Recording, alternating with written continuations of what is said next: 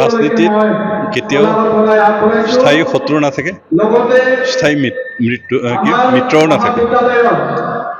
ৰাজনীতিৰ পাৰ্টি বা ৰাজনীতিৰ নেতাসকল আচলতে সুযোগ সন্ধানী হয়, আৰু তেনেকুৱা পৰিৱেশ হয়তো এটা সময়ত আমাৰ ইয়াতো আহিব, আৰু সেই সময়টোৰ লক্ষ্য ৰাখি যিহেতু বিটাৰ অঞ্চলত ৰাজনীতিৰ পথ পৰিৱৰ্তন হ'ব পাৰে, তেনেকৈ এটা সম্ভাৱনা হয়তো ইংগিত আমাৰ মাননীয় অফিচৰ সভাপতি মহোদয়ে দেখিছে, সেইকাৰণে তেখেতে এই বক্তব্যটো দিছে। এই ক্ষেত্ৰত মই ক'ব বিচাৰোঁ যে আমাৰ BPF আৰু UPPLৰ মাজত কোনো শত্ৰুতা নাই। ৰাজনৈতিক মতাদৰ্শৰ পাৰ্থক্য আছে, কিন্তু শত্ৰুতা নাই।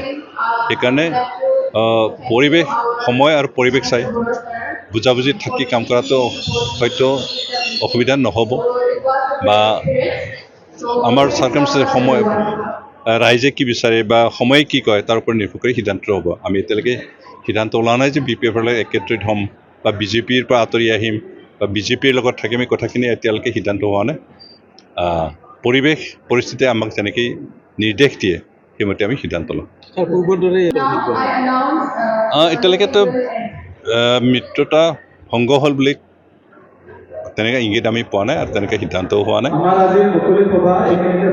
যোৱা নিৰ্বাচনত BJP আৰু UPL নিজা নিজাকৈ ইলেকশ্যন খেলিছিল।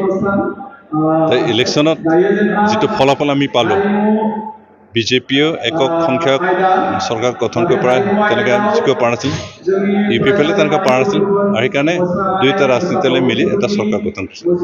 সেই পৰিৱেশটোৰ ওপৰত ভিত্তি কৰি হয়তো অসমৰ মাননীয় মুখ্যমন্ত্ৰী ডাঙৰীয়াই কৈছে যে এইবাৰ BJP নিজাববীয়াকৈ ইলেকশ্যন খেলিব। যোৱাবাৰতে খেলিছে, এইবাৰ নিশ্চয় খেলাটো স্বাভাৱিক। ফলাফল কি হয়তো বেলেগ কথা, কিন্তু